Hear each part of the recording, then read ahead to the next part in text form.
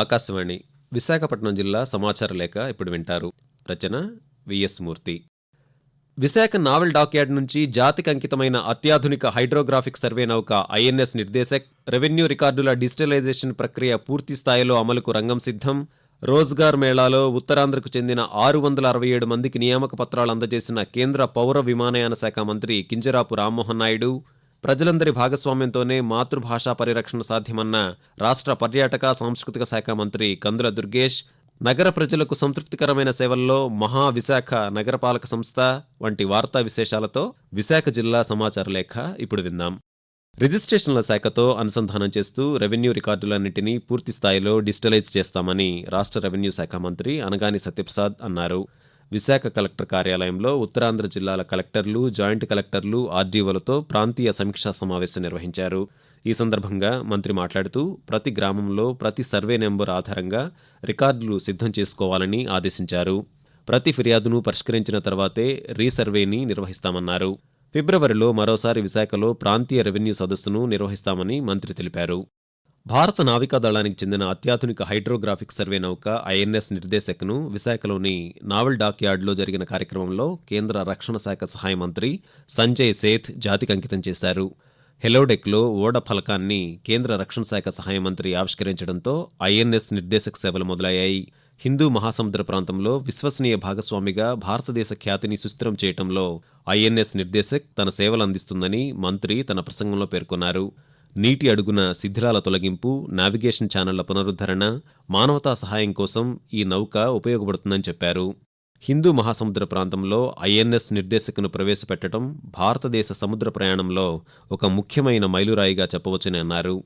Hydrographic సామర్థ్యాలను పెంపొందించడం, సహకార సర్వే మిషన్లను సులభతరం చేయడం ద్వారా నౌక నియమ ఆధారిత సముద్ర క్రమానికి, ఆర్థిక స్థిరత్వానికి, ప్రాంతీయ దేశాల మధ్య స్థిరమైన అభివృద్ధికి వారధిగా నిలవనుందని, రాబోయే సంవత్సరాల్లో ఐఎన్ఎస్ నిర్దేశక్ భారతదేశ సముద్ర ప్రయోజనాలను పరిరక్షించడమే కాకుండా ప్రాంతీయ దేశాలతో తన మైత్రిని బలోపేతం చేయనుందని కేంద్ర మంత్రి వివరించారు.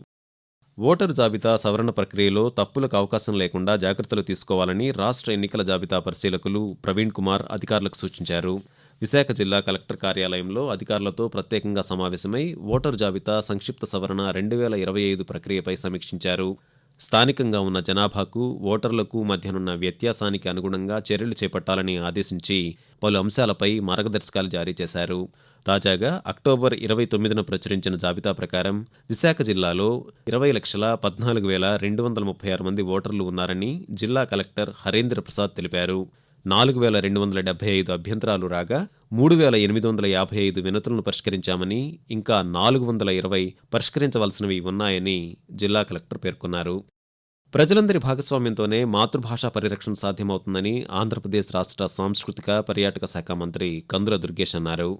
సుప్రసిద్ధ తెలుగు రచయిత, పండితులు పరావస్తు చిన్నేసూరి జయంతిని విశాఖ పౌర గ్రంథాలయంలో ఘనంగా నిర్వహించారు. ఈ కార్యక్రమానికి ముఖ్య అతిథిగా హాజరైన మంత్రి కందుల దుర్గేష్ పరావస్తు చిన్నేసూరి పేరిట ఏర్పాటు చేసిన పురస్కారాన్ని ప్రముఖ సాహితీవేత్త పేరి రవికుమార్కు అందజేశారు.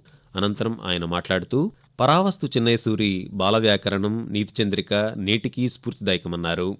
ప్రాథమిక విద్య మాతృభాషలోనే జరగాలనే అంశంపై ఏకీభవిస్తున్నట్లు తెలిపారు. తెలుగు భాషా విశ్వవిద్యాలయం రాష్ట్రంలో ఏర్పాటు చేసుకోవాలనే అంశంపై ప్రభుత్వం చిత్తశుద్ధితో ఉందన్నారు. మెగా డిఎస్సిలో 16,000 టీచర్ పోస్టులను భర్తీ చేయనున్నామని, తెలుగు భాషా బోధకులకు సముచిత ప్రాధాన్యత ఉంటుందని తెలిపారు. మరోవైపు రాష్ట్రంలో పర్యాటక రంగానికి ఊతమిచ్చేలా ప్రభుత్వం అనేక ప్రోత్సాహకాలను అందజేస్తోందని మంత్రి చెప్పారు. కేంద్ర కొలువుల్లో ఉద్యోగాలు పొందిన యువత దేశాభివృద్ధికి దోహదపడాలని కేంద్ర పౌర విమానయాన శాఖ మంత్రి కింజరాపు రామ్మోహన్ నాయుడు పిలుపునిచ్చారు. విశాఖలోని పోర్టు సాగర్మాల ఆడిటోరియంలో జరిగిన రోజ్గార్ మేళాలో విశాఖ పార్లమెంటు సభ్యులు శ్రీభరత్, విశాఖ ఉత్తర శాసనసభ్యులు విష్ణుకుమార్ రాజుతో కలిసి 667 మంది యువతకు నియామక పత్రాలు అందజేశారు. అనంతరం కేంద్ర మంత్రి మాట్లాడుతూ రక్షణ బలగాల్లో అత్యధికులు ఉత్తరాంధ్ర నుంచే ఎంపికవుతున్నారని చెప్పారు.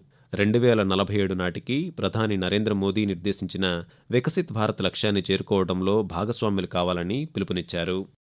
ఆకాశవాణి విశాఖపట్నం జిల్లా సమాచార లేఖ మీరింతవరకు విన్నారు. రచన విఎస్ మూర్తి.